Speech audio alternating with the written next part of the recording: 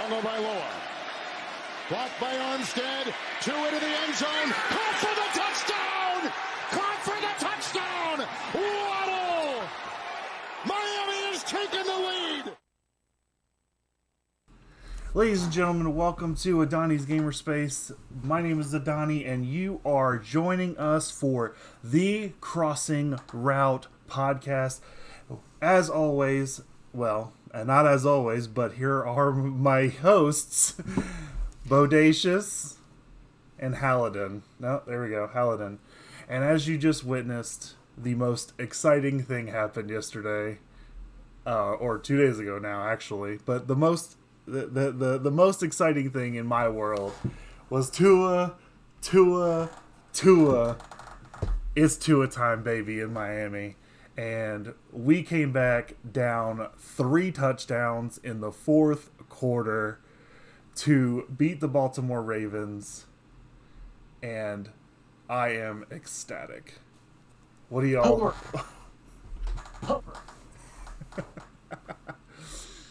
It certainly was an interesting game. I think Tua's a lot better than people were giving him credit for, and the reasons why the Dolphins were kind of holding on to him. I think that, he's a lot more mature. It's just staying healthy that is Tua's kind of thing. Yeah. I mean, we'll definitely see that. I mean, a lot. There are a lot of criticisms of Tua, but I think that only what you just said is really the one that's going to matter the most. Like, if he stays healthy, is going to be the one that matters most, because while he may not be, he may never be Patrick Mahomes, which. He's not built like Patrick Mahomes. He's not Patrick Mahomes as a player. He is every good enough to be a high caliber quarterback in the NFL. I have not seen any. I have not seen anything to show me otherwise. Go ahead. I believe that if you give him a strong enough offensive line, he could be a more athletic Drew Brees. Yeah, and I mean, yeah. Go ahead. For me, it's definitely maturing enough to get rid of the ball and making the right reads. Like, accuracy was something that they were talking about all camp being the most important, and it's certainly interesting this early in the year how they're clicking on offense.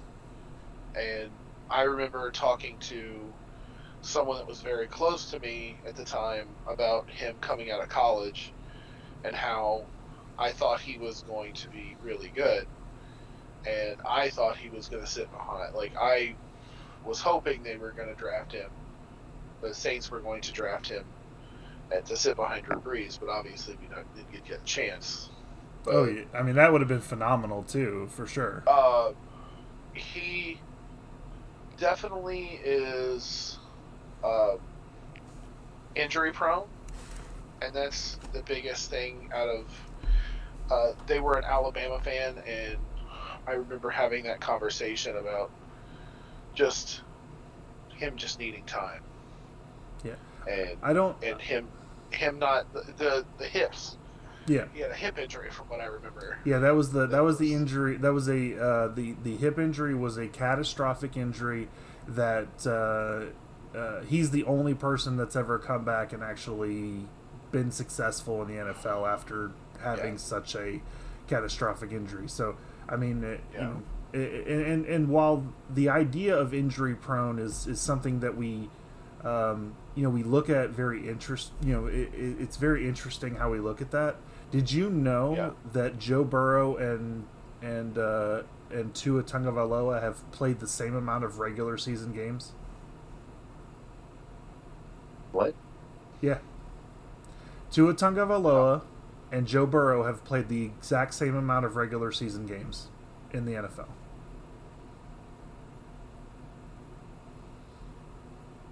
he get drafted a year after Tua? No, they were drafted in the same draft. So the games that Tua missed were now granted it was for 2 or 3 different injuries, but it was the same amount of time that Joe Burrow missed because of the torn ACL, and yeah, I mean, and Jalen Hurts too, right? I don't know about Jalen Hurts, but Tua also didn't start for the first 6 games of his rookie season. So I mean, ultimately, while his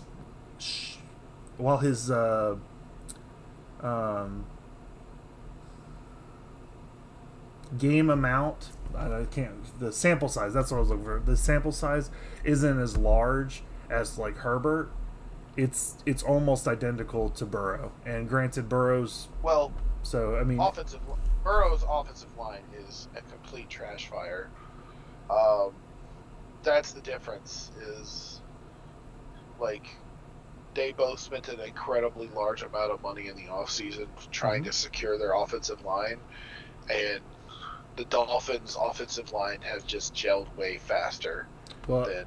Yeah, and I because like the way that I don't know, it's pretty bad because like the Bengals went all out. They got Trey Hendrickson from the Saints a couple years ago. They got La'el Collins this offseason.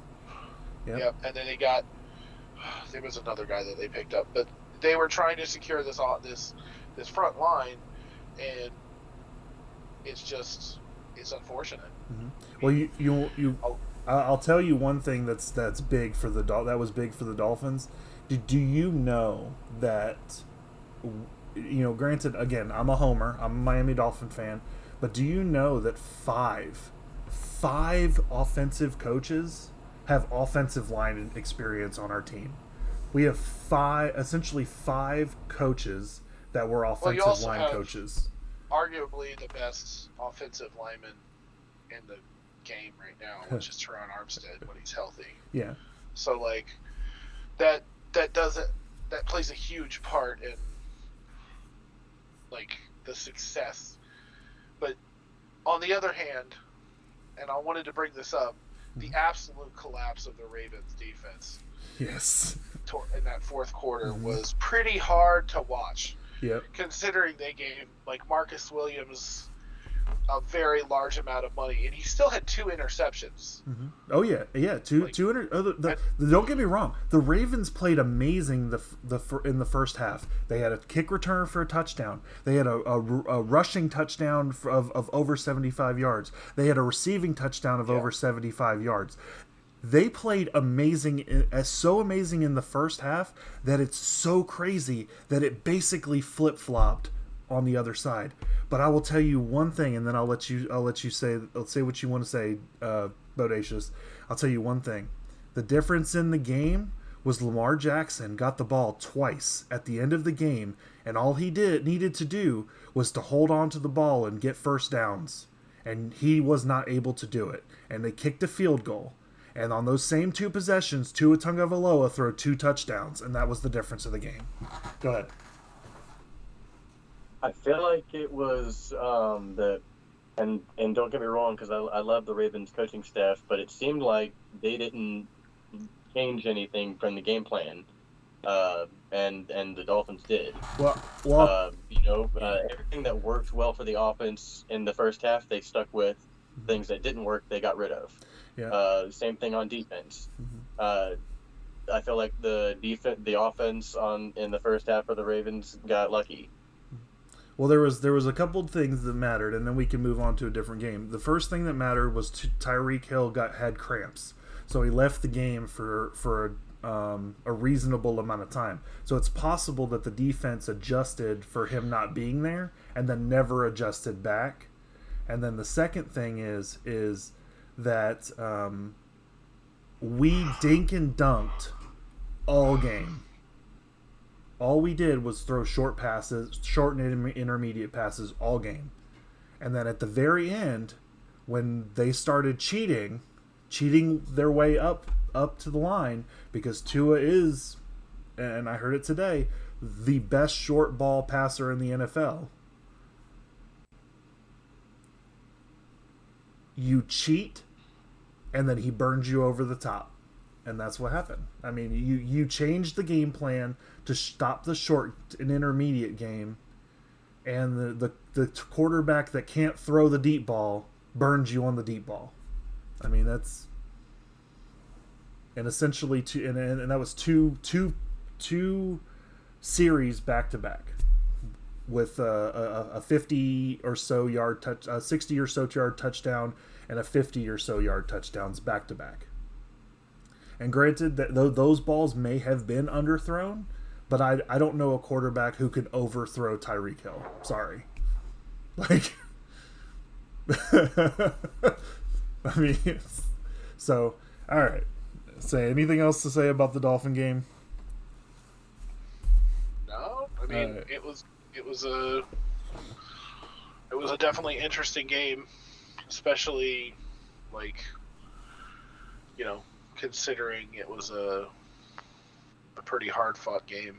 Mm-hmm. Yeah, I mean, it was, for sure. Really good comeback. Epic collapse by the defense. Definitely. Epic. Agreed. But that was not the only epic comeback of the weekend. In fact, there were two more.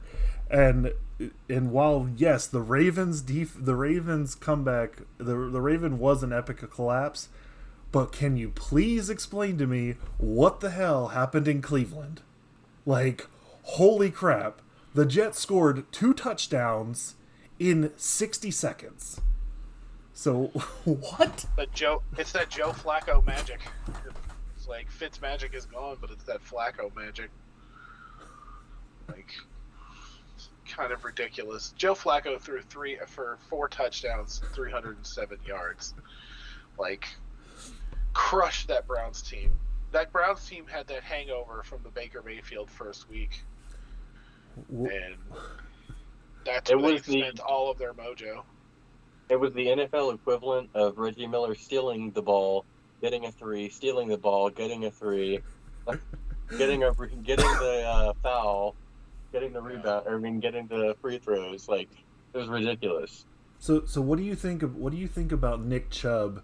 All he had to do was kneel the ball at the 1 yard line, and Cleveland wins. But instead, he goes in for the touchdown, gives the ball back to the Jets, blowed coverage on the on Cleveland. They get a touchdown, kick the onside kick, and get another touchdown. Like, Nick Chubb. That's not on Nick Chubb. The defense, again, it's the defense. It's not his job to stop them from, like, lapse in mistake, like a mistake, maybe a small mistake, but like, it's just like the Saints game a couple years ago against the Rams. That blown call was awful, but we had another quarter to rectify that and win the game. So it wasn't completely on us or the defense or the refs. It was basically just it was bad defense. Tired defense at the end of the game and closing games out. And good defenses do that, and bad defenses don't. That's just it. Okay, yeah. I mean, yeah. I'm for you. I There's agree. such a thing as playing clutch, but there's also such a thing as coaching clutch, and they did neither. Yeah. Kevin Stefanski could have definitely. He is still the coach, right? Sorry. Is it Black Tuesday already, or Black Monday? I mean, I would have fired Brian Flores after the 7 game losing streak, but I mean, that was just me. But yeah, Kevin Stefanski could have easily told you know if y'all get the first down, go down. Just you don't need to do any heroics. Just get the first down, and we'll call it a game and head on home. But they're already home. But back to the house. So take it to the house. Yeah, exactly. So yeah, I agree. You can't blame Nick Chubb for that. But with that same thing said, if you want to blame situational awareness, right, exactly. If you want to blame Nick Chubb, you also have to blame the coaching staff 100%. Yeah, very much situational awareness. I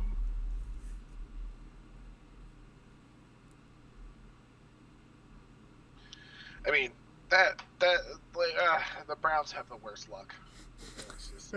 I mean, and I'm not gonna lie, they deserve the worst luck. That's just my opinion. To this year and every year moving forward, they deserve the worst luck, and that's just my opinion. And I'm gonna leave it at that. We're not gonna get into that topic of conversation. We'll move on. See, so the third comeback that we had, just like in the wrestling version of this, we just need you to know that there is another thou who shall not, or thou who shall remain nameless. We intend. I will discuss him when he plays football, but I otherwise will not discuss that man in any. I will not. He will not grace this podcast with his presence. Sorry. So the other. That guy that plays quarterback for Cardinals at Las Vegas. Yes, exactly. So let me say something. Kyler Murray is fantastic. He is very raw also. Yes, I agree. Yes, 100%. He is like, he reminds me, like, obviously because of stature, but Darren Sproles type creating plays out of nothing. Mm-hmm. And like, I like how he said that video games gives him an edge with anticipation, and that's kind of nice when he people give him crap about that kind of stuff.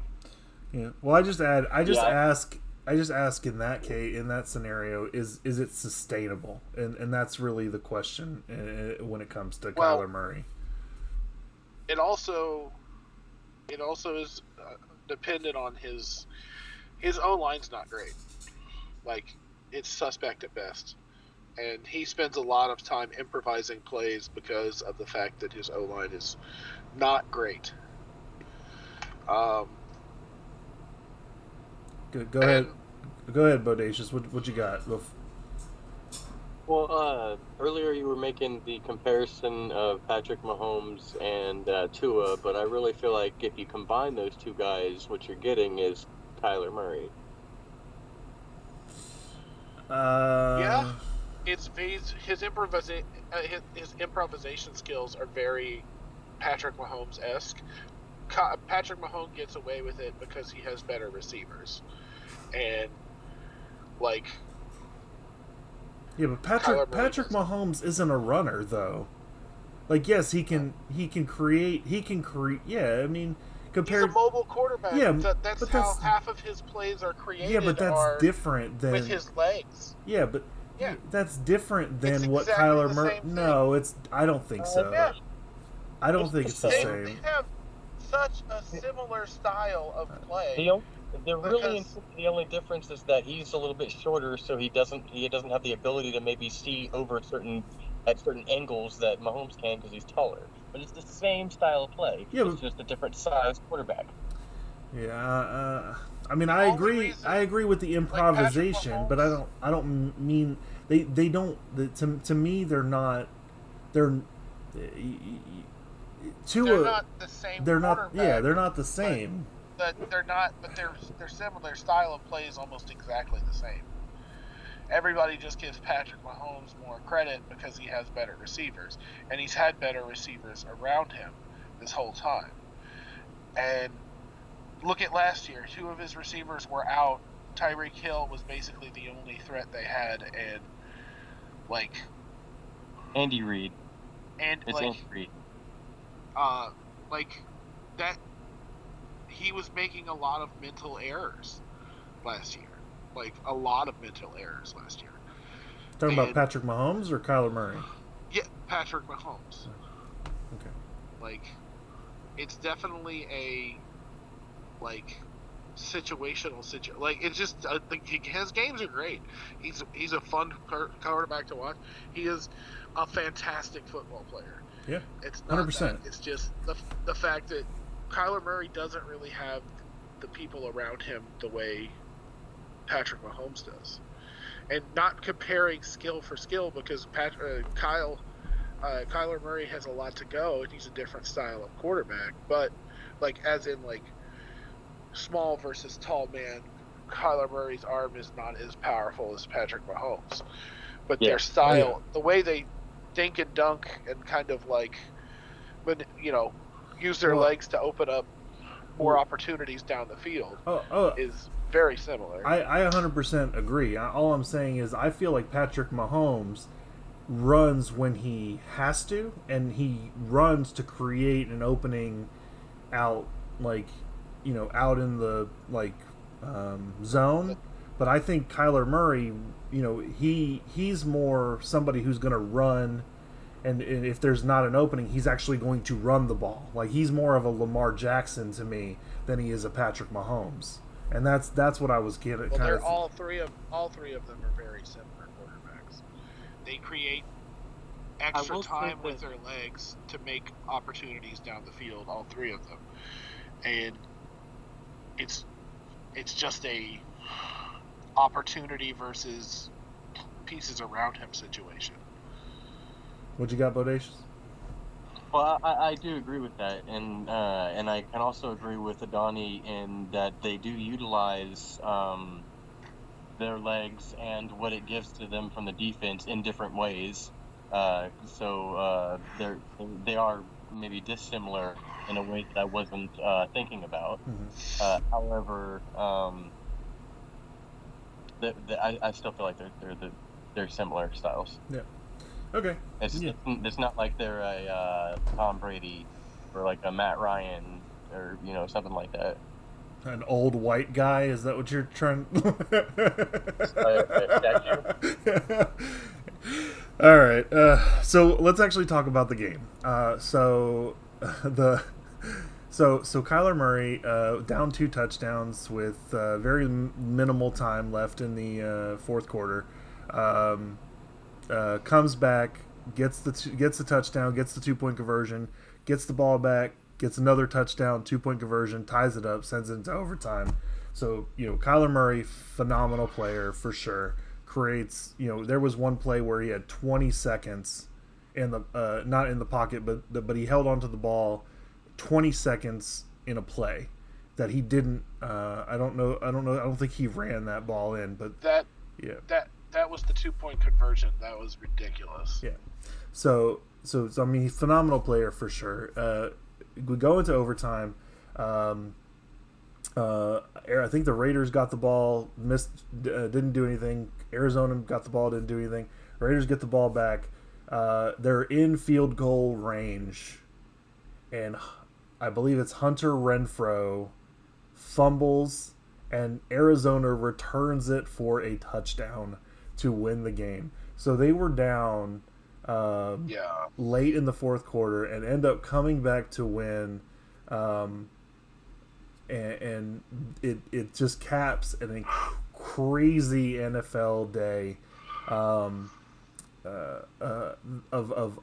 very, very unlikely comebacks, in which, here's the thing, is that these are some crazy statistics. The Dolphin game, over the last 11 years, no team has come back from from a 21-point deficit in the fourth quarter. It was like 770 games. I think the Bills were the last one to do it. I don't remember exactly, but teams were 0 and 770 or something like that in games where they were leading, where another team was leading by 3 touchdowns. And the even more improbable was the Jets game, where it was 2,000, 0 and 2,000 game, or a little bit more than 2,000, but that's how many teams who were up by 2 touchdowns with a minute left they were 0 in 2000 or something like that. Like that's how many games had gone that deep into the game and somebody didn't win. So crazy statistics that we had this really week. bad play calling. Really bad officiating, also. Oh yeah, I tweeted out on it was Sunday. I was like I see that I feel like flags are coming in later. I feel like spots are being moved on a regular basis, and it just to me it feels like the you know how they're doing the they're doing the like reviews from the booth kind of thing without telling people, and they're like saying, okay, you know, oh, that was a completion, not a completion, or whatever, if the ref didn't see it. I feel like that's taken away like the refs like confidence. So I think everything is like either being piped in or basically the refs are being told what to call and not call. Like I feel like that's actually happening in real time now. And I don't know if y'all feel that same way, but I you know, just obviously I watched the Dolphin game significantly. The Ravens had 1 penalty for 5 yards. The Dolphins had like 9. Well, I feel like it's partly to do with just the way that the game is played now. At the end of the games, they're just going to throw it long and know that a flag is going to get thrown. Because statistically, that's what's been happening. well, if you look at the Saints game was pretty telling in the fourth quarter, like what was going on. Like I don't usually like to accuse refs of favoring players, but like that's what it feels like.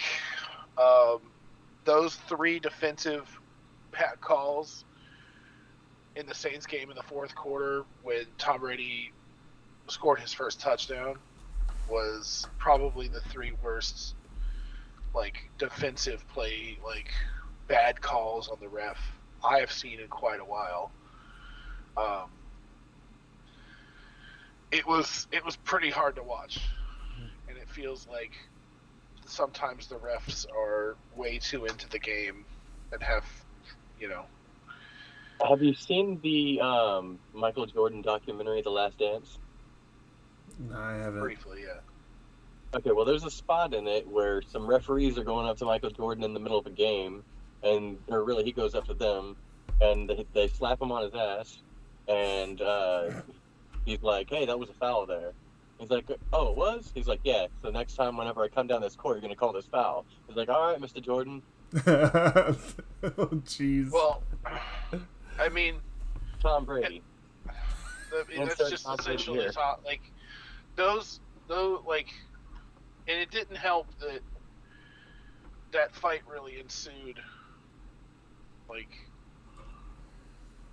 made like the rest of the game kind of so high tense. Like, well, you lost one of your top 5 players, so I mean it's like, well, that wasn't. I mean, like even afterwards, he struggled. Tom Brady struggled. His fantasy points for the week were 9.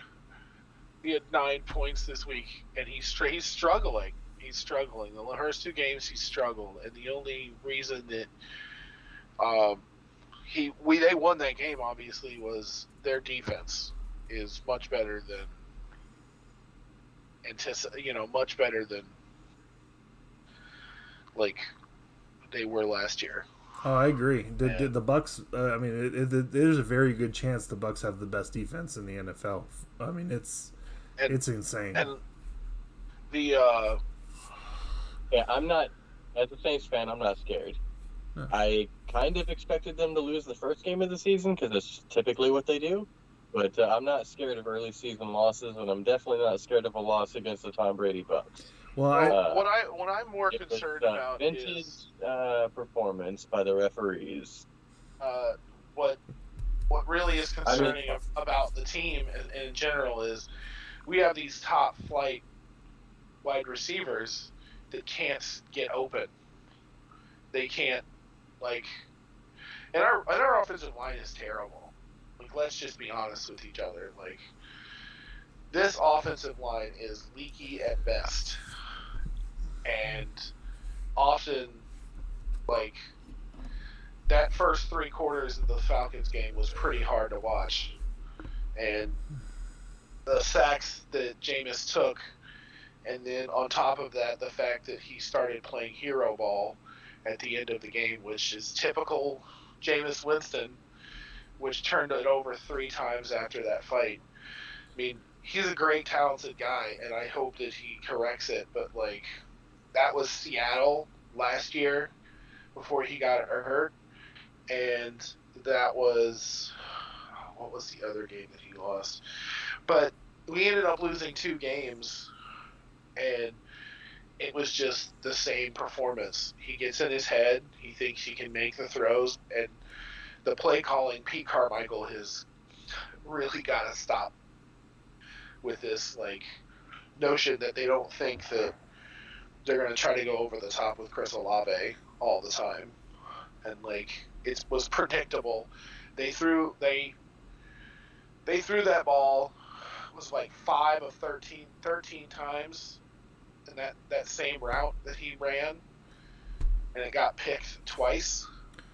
Well, so, like, the offensive lineman we picked up in the first round, very disappointing. Well, not good. He's injured, so he's out for most of the year anyway. So I don't think he's going to be returning this year. That's what I'm saying. They expected a lot more of the kid. Well, I mean, injuries happen. I mean, that's they shouldn't have. Yeah, but I'm saying they should have paid Teron Armstead. Yes. Like. Well, I mean, he is very injury prone. It wasn't about the money. It was about Teron Armstead didn't leave because of the money. Teron Armstead left because Sean Payton retired. That's why Teron Armstead left. Like he would have stayed. They offered him the same amount of money that Miami did, but he left. He left because Sean Payton retired, and he chose Tua over Jameis. Well, I'm not playing that game necessarily. I think that if Sean Payton would have not retired, I'm 100% confident that Teron Armstead is still a New Orleans Saint. Like that's how I like Pete Carmichael more than Pat Paladin. Well, to me, Pete Carmichael kind of runs the same 4 plays over and over again. And hey, just because it worked for him in playing Madden, okay? Works for me when I play Madden. I just don't like the fact that Pete Carmichael is like Taysom Hill was not involved enough in that game. You can see that Mark Ingram is getting old. But we're honestly, like, as much as I loved the first game of the season, like, I don't have much hope for the rest of the season. Where was Alvin Kamara? I didn't. Rib injury. Okay. Yeah. Because I think y'all live and die on Alvin Kamara. Like he is such a generational talent that it's so different. Your offense is just so different without him. I feel like when he's out, you should put Taysom Hill in his spot. I was actually just thinking that. We were like thinking together. I was thinking that too.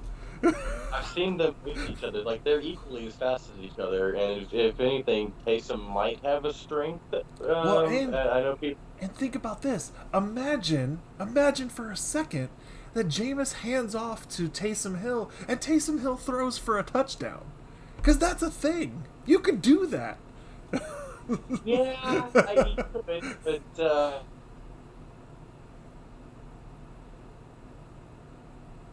I don't know what's happening. Oh no! And we're back. You're good. I definitely want like more like variety as far as the play calling goes. I mean, we have Jarvis Landry and Mike Thomas. It's really hard to think that we, have had such. Well, I mean, I will honestly, say, our offense is not good this year. well, I It's will. just not right. I mean, there's no reason for it not to be good because of what you just said. Michael Thomas, Jarvis Landry, Chris Olave. I mean, it should be stellar with that lineup. Yeah. But But here's the here's offensive line. Sometimes you get names, and that means that they've been around. well, I don't know. I was a little confused. As much as I love him, I was confused why we picked back up Mark Ingram. yeah, that's. I mean, he was decent. He was fine as a like a stopgap for Baltimore, but I mean, he was definitely. You could definitely see the age on him. Like he's not a. He'll get you 1 or 2 yards if you need a a short down like scenario. Like he's more at this point. He's more of a fullback than he is a halfback. But he doesn't need to be your number one running back. And with that said, it goes back to what I was saying about what Hallidan was saying about Jameis, is that Jameis is best when he's not playing hero ball. The minute he starts to try and do too much, he turns the ball over. I'm gonna be real. Tua does the same thing. When Tua tries to do too much, you can expect a turnover is coming. And whether that's a fumble or an interception. I don't know how Jameis is on fumbles. I know that he throws lots of interceptions, but Tua, when he tries to do too much, he fumbles or throws an interception.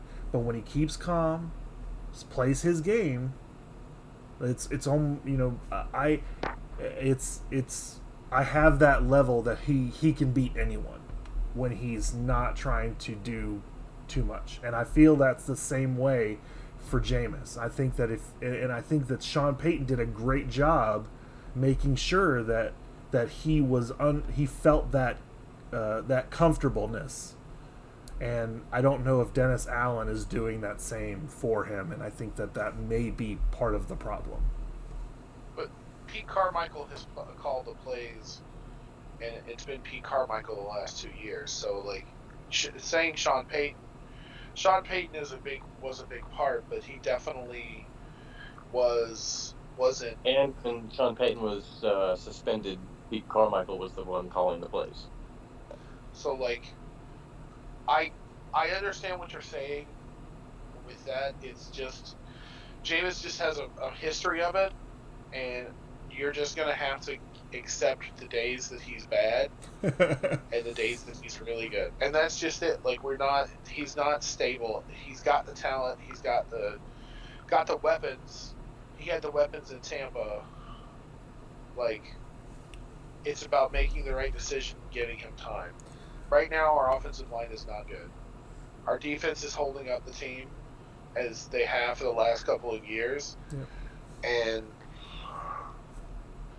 we are not getting enough pressure on the quarterback, and we're also not getting turnovers. That's another thing. I mean, the 2 games, there's not many, like, there's been fumbles, and I'll say this is the only bright spot that I see is the rookie linebacker, Pete Warner. That man is a tackling machine. But he's also learning behind Demario David. So Demario David is a fantastic human being and a fantastic football player. So learning around him is going to be great. But that's the bright spot. Marcus May seems to be solid that we picked up. Yeah. He's probably going to get suspended at some point this year. Okay. Well, he got He got charged with possession of a firearm. Oh, okay. Makes sense. So. Gotcha. Well, he's.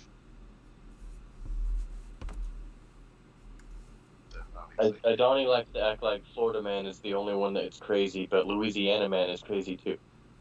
Well, Florida just has open sourced laws, so you know what's going on in Florida. Open source crocodiles. I was like, yeah, they use crocodiles as a weapon.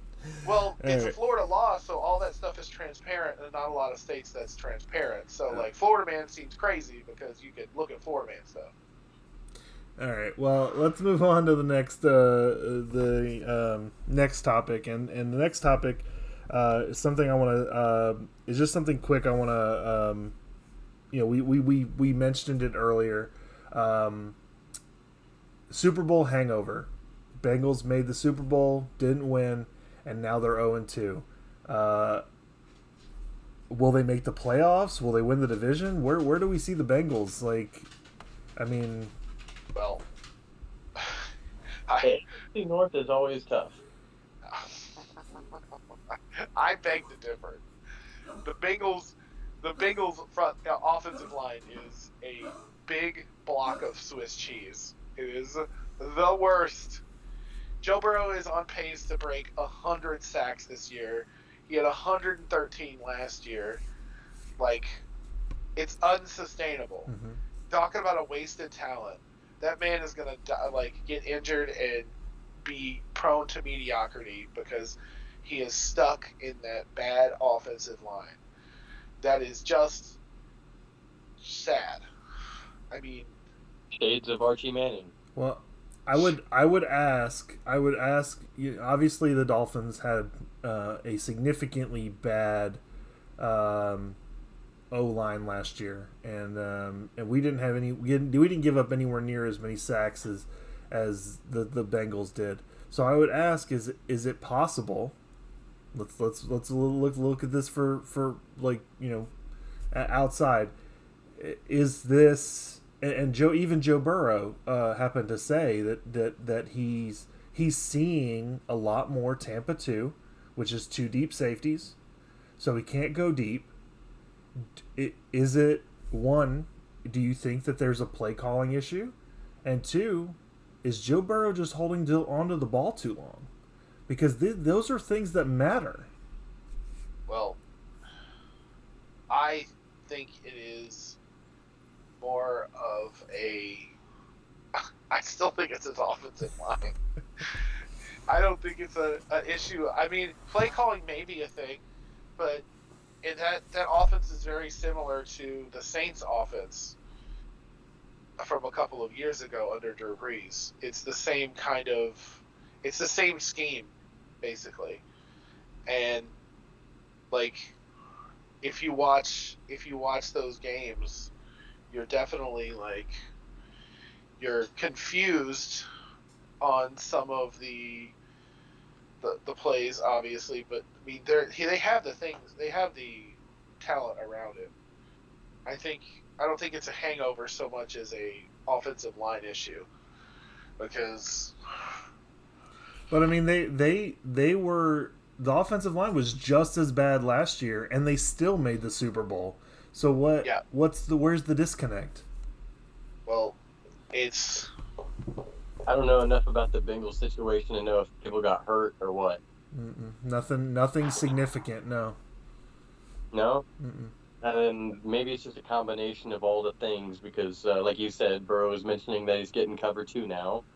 He is not used to seeing that, and in the games that he did last year, he played bad. So that's obviously something that the coaches saw, and now they're playing against him. He's going to have to show that he's a great quarterback and get past it. All of the best do it. And then eventually he's going to, if he does get past it, then he's going to be to where he'll be like a Manning type where he can switch it up in the middle of the game and the gameplay. Mm-hmm. But right now, that's not working for him. But I think Hallidan's right. The offensive line's terrible. But also, people got to catch the ball. And this is his sophomore year. Number of drops. No, it's the year after that. This is Herbert, Tua, and Burrow's third year, and Herbert and Hurts and Hurts. Right, second year as a starter. No, the first year. The only reason he started his first year, it just he tore his ACL. So it's his second full first year. I mean, so yeah. So this is his second full or actual full year if he stays healthy. Right. If he stays healthy, this will be his. Yeah, he got injured. Yeah. He got injured in I think game 11 last year, something like that. It was later, but he missed like 6 or 7 games. So I thought it was more time than that, but okay. I don't know.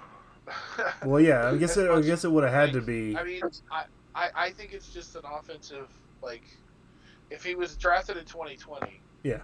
Mm-hmm. Yeah, Burrow went first, Tua went 5th, Herbert went 6th, and Jalen Hurts went in the second round somewhere.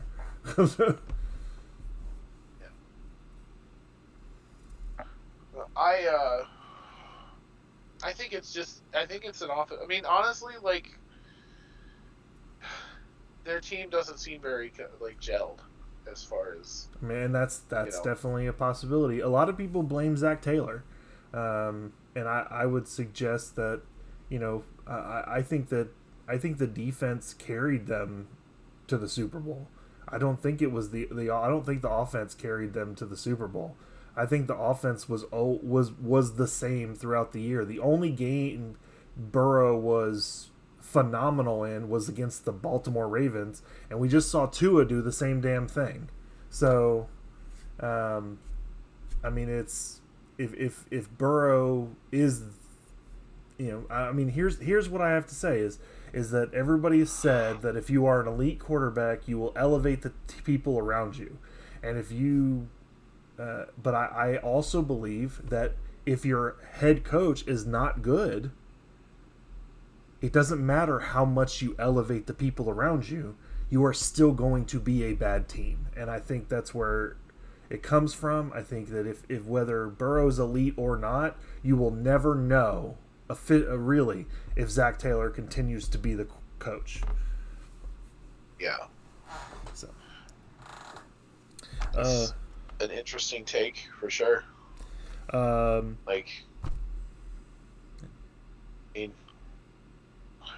Moving on to another topic. Yeah. So I have Buffalo continues to beat the brakes off of everyone they play. Mm-hmm. So that's yeah. So what I have down for Buffalo is actually in reference to their 6 teams that are currently now 2-0 after last night. The Eagles, the Giants, the Dolphins, Kansas City, the Bills, and the Bucks. So the AFC South and the... But the one thing I have to put an asterisk on, like, it's only game 2. No, AFC East. And, like... 2-0 teams seem great, but it's about how you're winning. Yeah. Also, and how you're looking. Buffalo looks like a world beater. Like, I agree. The other 2-0 teams that look okay, like, they're like, oh, Kansas City looks like a world beater. Like, Kansas City looks really good. They played a really close game in LA. But Buffalo so far has been for me this year, the absolute standout of this year, and like how absolutely good like Josh Allen is. It just I have something to say about that, but go ahead, Bodacious. This is off topic, actually, so my bad, but I want to see comments in the comment section for this. And then it'll be repeated on next week's episode, but here's what it is. If you were going to redistrict the AFC and redistrict the NFC, which teams would be in which division? All right, yeah, I could let... I would put the Bills in the North.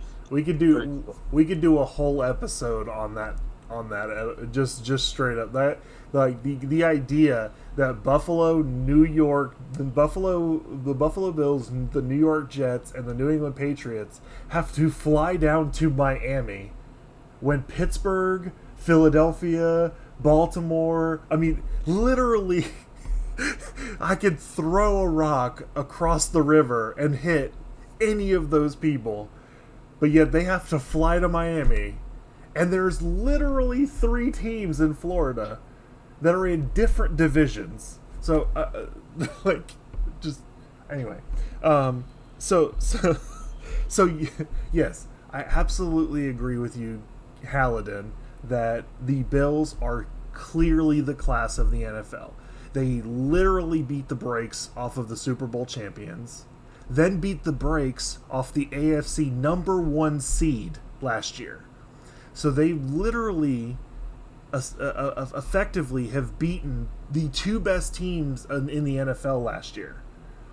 And Stephon Diggs is really good. Yes, I agree. That is a really good wide receiver. And they beat them by a lot. It wasn't close. They beat them by a lot. And it looks like a college score. Mm-hmm. Looks like you're watching, like, Alabama play Central Florida United or whatever, like just some random home, team. Yeah. The thing about it is, though, everybody knew Buffalo was going to be this good. There's nobody. They were literally the preseason favorite to win the Super Bowl, and Josh Allen was the preseason favorite to win MVP. Like, everyone knew they were this good. Well, there are Bill fans that are saying this is the best Bills team they've ever seen, and those people before last year would have said that it was a Jim Kelly led team. Yeah, I mean, we'll obviously you have to play the game still, but yes, I mean, if you're looking at top to bottom, the best team in the NFL, it's absolutely the Bills. I mean, the like, and that's as far as the AFC, the NFC. I don't know. There's a clear favorite in the NFC. I mean, it's got to be the Bucks. I mean, it has to be. Oh no, I don't subscribe, to that at all. I don't buy that. Like, and that's not a like Philadelphia looks really good this year. Yeah, but no, and, hold on. Philadelphia. Just by the margin of, I'm just talking about the margin of victory and how good the quarterback play is. Yeah, well, hold on. Did you watch last night's game? No. Okay, so while yes, Philadelphia is a good team, but listen to what I'm going to say. It's like in the second half, the Vikings defense and special teams did literally everything in their power to come back in that game. And Kirk Cousins threw the ball to the other team 3 straight times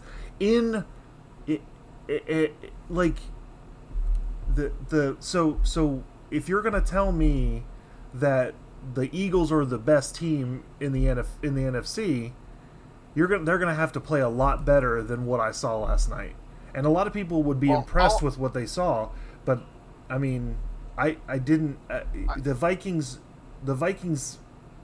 if they had a competent quarterback, they would have won that game. Like that. That's how terrible Kirk Cousins played last night. Well, you also have to take it as what I'm trying to say as far as there's no clear standout in the NFC. There's nobody that has okay, that's fair. Really made that kind of there's 2 teams, maybe 3 in the AFC that could be contenders as far as playoffs.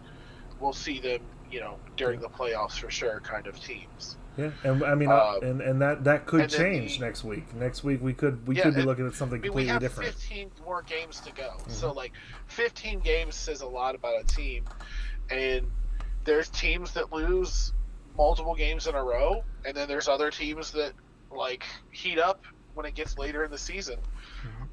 And week 2, I'm just going to say for week 2, the two teams that stand out to me more are the Buffalo Bills for the AFC and the NFC. It's a real toss-up. Like, you could say the Bucks, but I mean, Tom Brady has been real bad these last 2 games, and this is objectively, and Well, there's hold a on. lot of injuries. I don't disagree with you, but I would challenge that with we've seen a lot of bad quarterback play. Like if you're not a if you like aside from look we saw Herbert throw a pick 6 to lose the game to Kansas City when they easily could have won that game.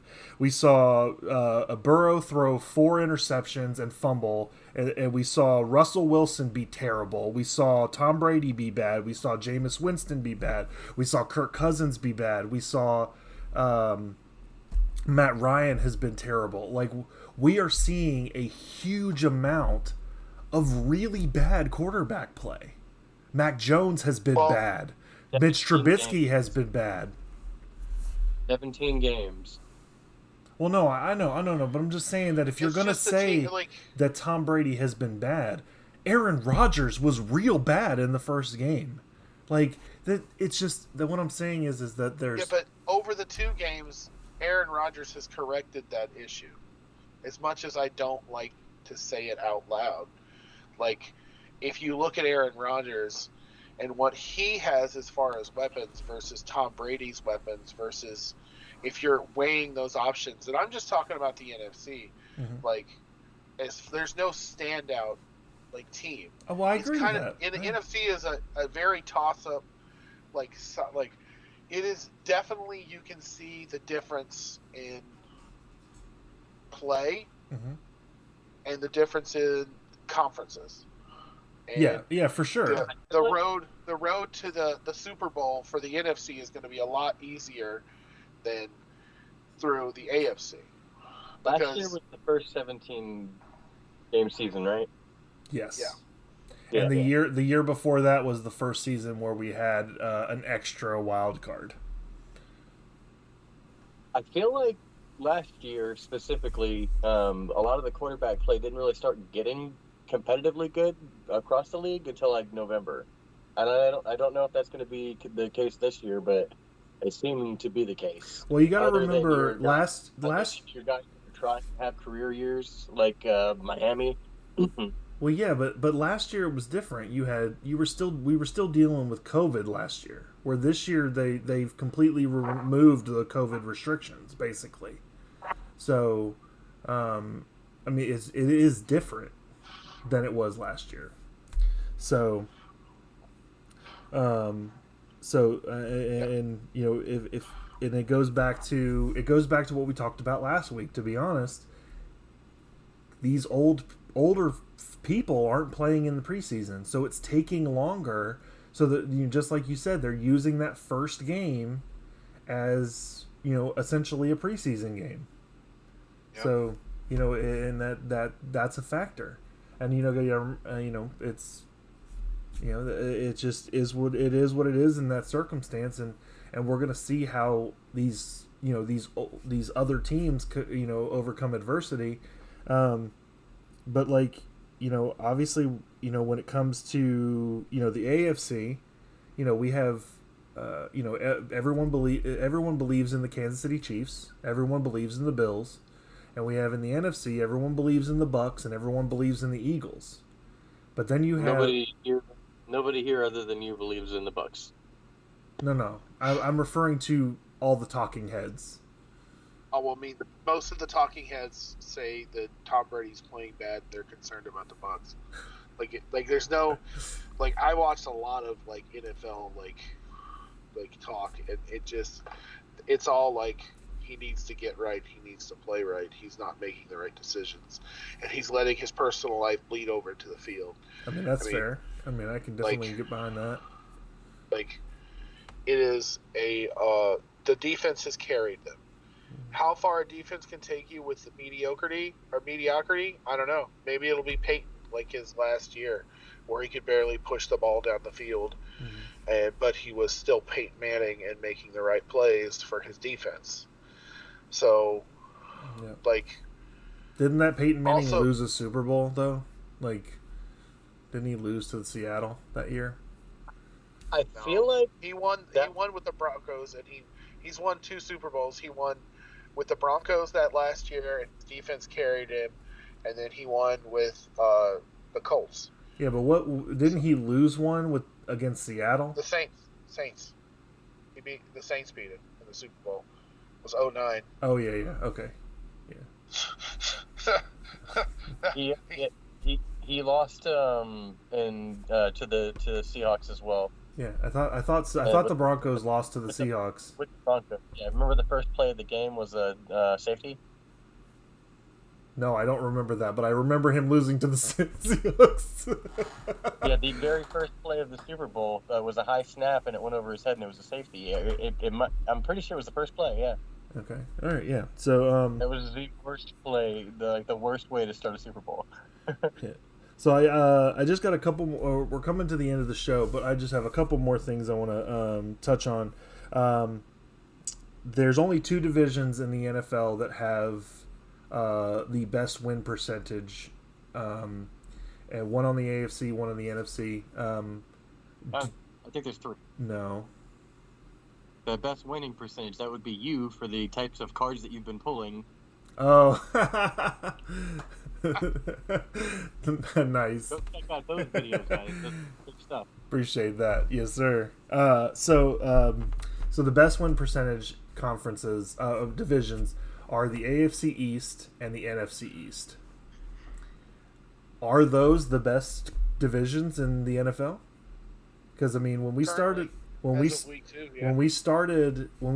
season, no one thought that was going to be the case. The Giants are 2-0. The Dolphins are 2-0. The Patriots are 1-1.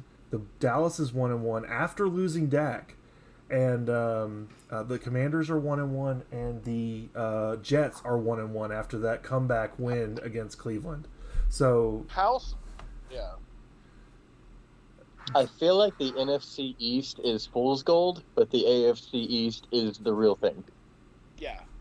Okay, I like it. The Giants are going to, but Saquon Barkley looks like he just does the thing, and but this the Panthers also kind of lost that game at the very end again. So when did the Bills and the Dolphins play? This week, baby. Wow. We're gonna see. We're gonna see.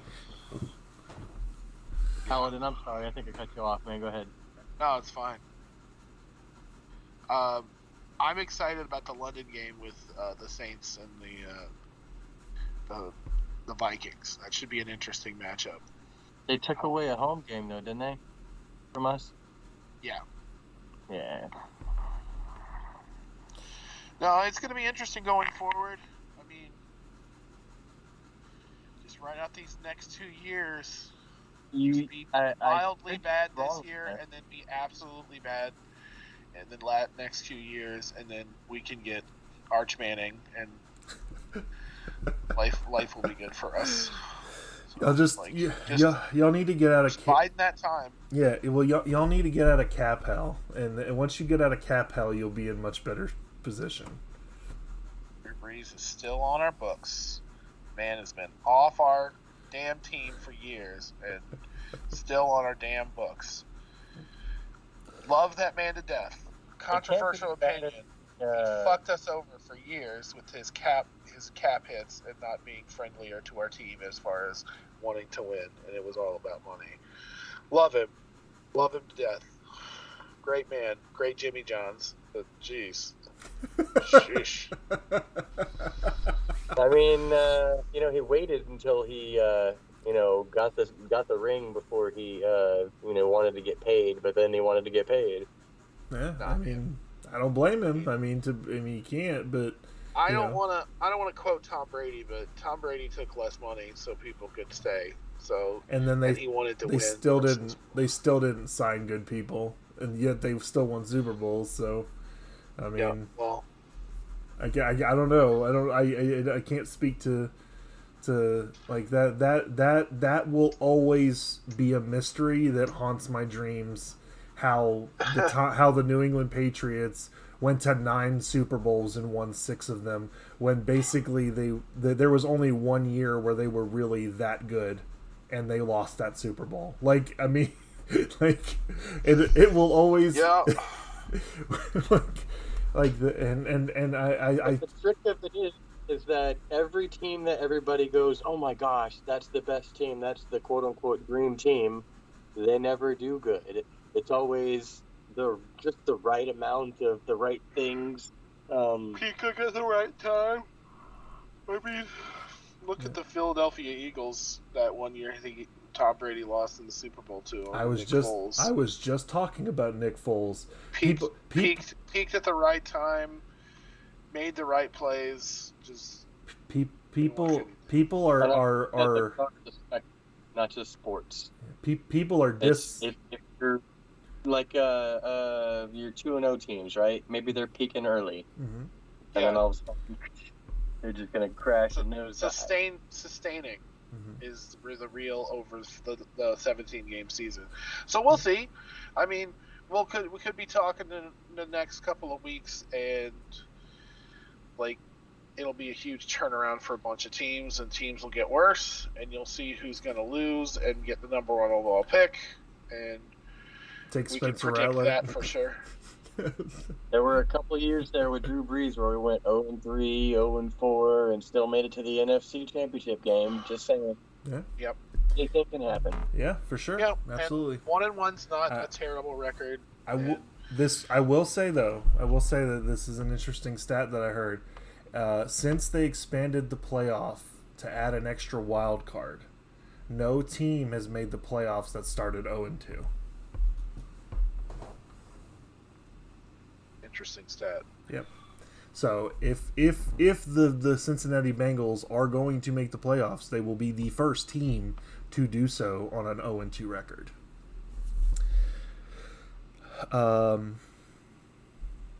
Last point, and this probably will go quick, but we did have a pretty catastrophic injury this week, and that was to the starting quarterback of the San Francisco 49ers, Trey Lance. Good old reliable Jimmy G waiting in the flat, just biding his time. Just the most efficient human being in the entire world as far as he is like just vanilla white bread quarterback that just does the thing. He's Italian, so he's not really white bread, but okay. His heritage might be Italian, friend, but they're all white, 90% white people. So that's American Italians. Fifth removed of 12 generations. Yeah, you're an Italian, sure. Yeah, like there is Italian meat, the meatball that I eat on my pizza. You know what I'm saying?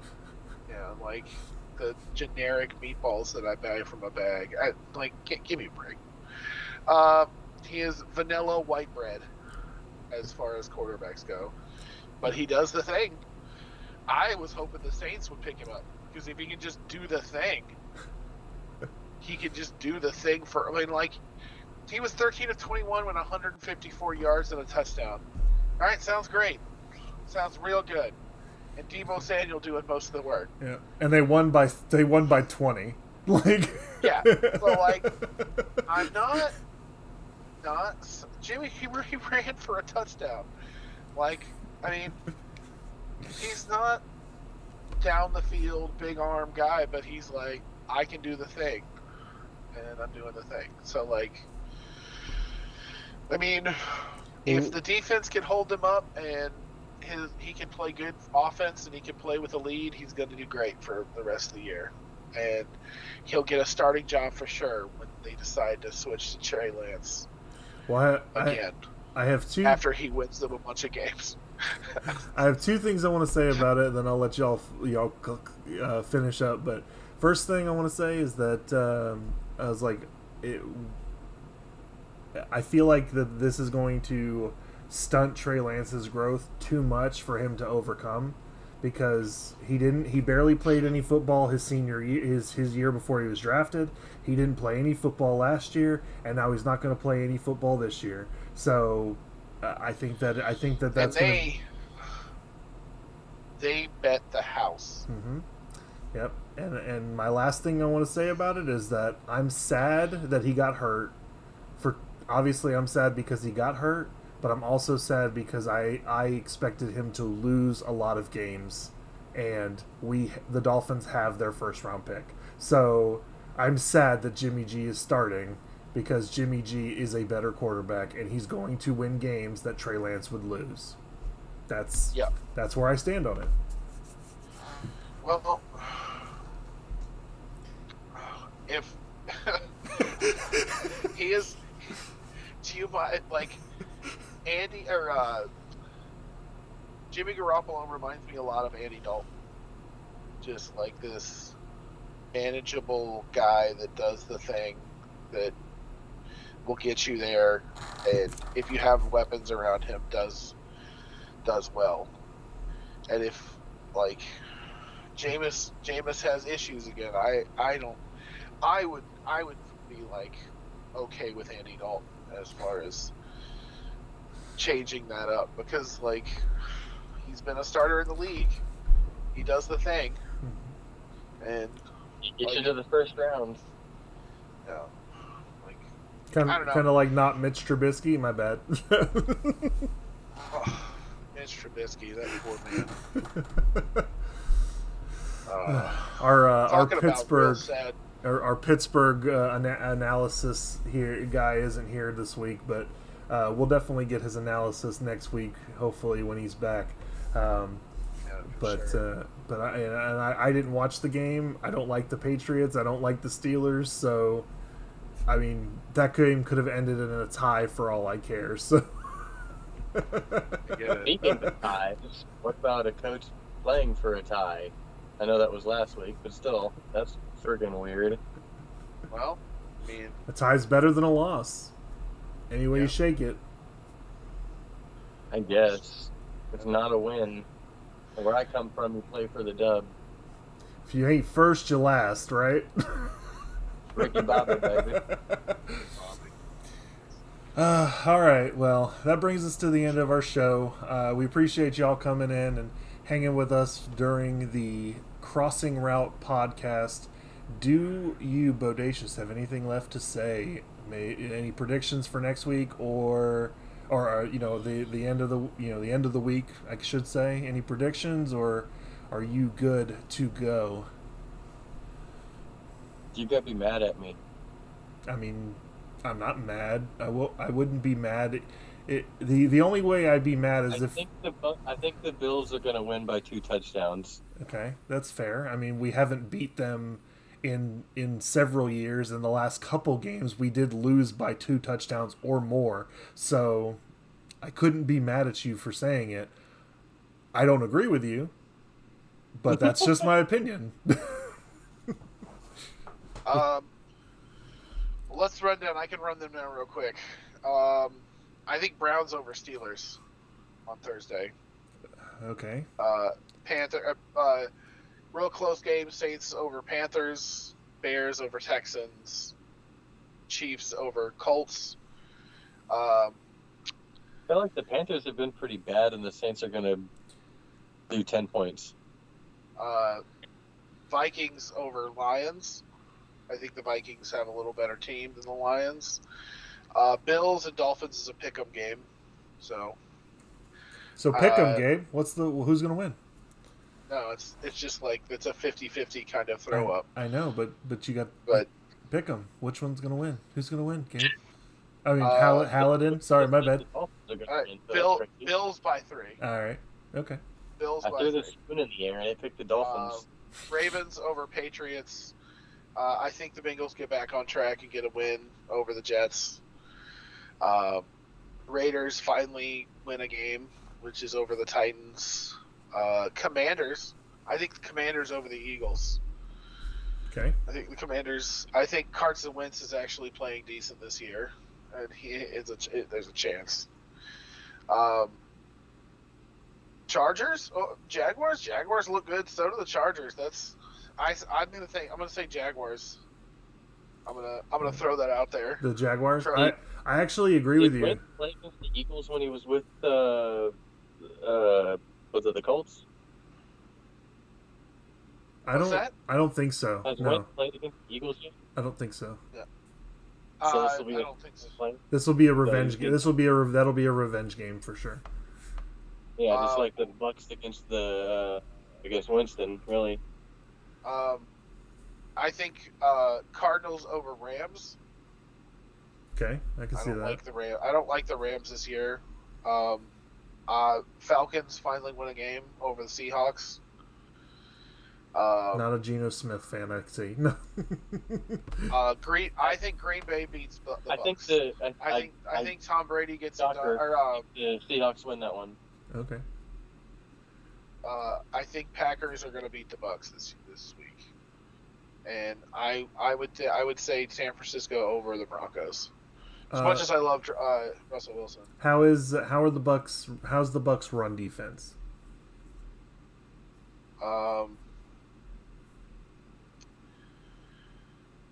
They're okay. Okay. Well, if they can stop AJ Dillon and Aaron Jones, I think that's who's. Yeah. If they can stop them, then they're going to win the game. But if they can't stop them, because the Green Bay tandem running backs ran all over the Bears. Yeah. So, and yeah, there he is. He's gone. Only a couple I disagree with there. I think the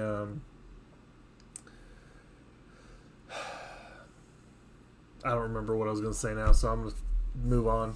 I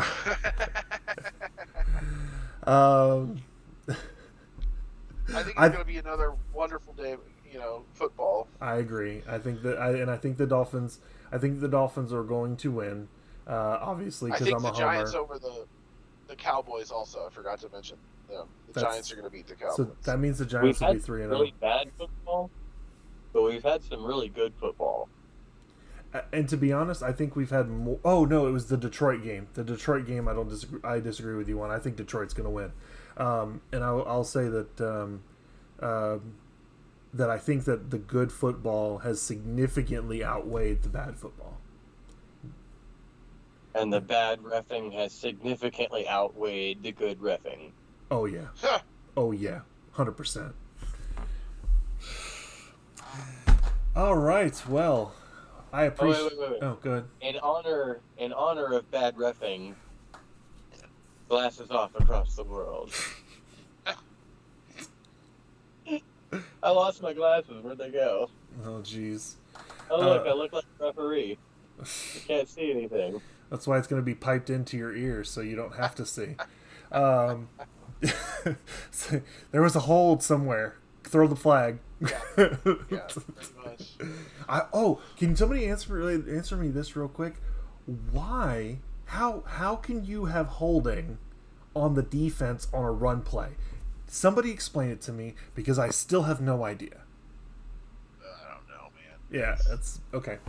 That's all right.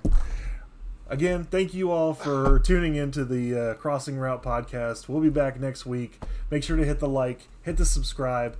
Bodacious, you want to go over your tags and all that, and you can close us out. Sure. So if you wouldn't mind hitting the like and subscribe button on this one, as well as my channel at Bodacious Brosif. That's BODACIOUS BROSIFF, and I believe there might be a tag somewhere in the window for it, but if not, I'm a featured channel on the page. So like and subscribe, comment down below for some content that we're going to be doing next week, and we'll see y'all next week. Later. All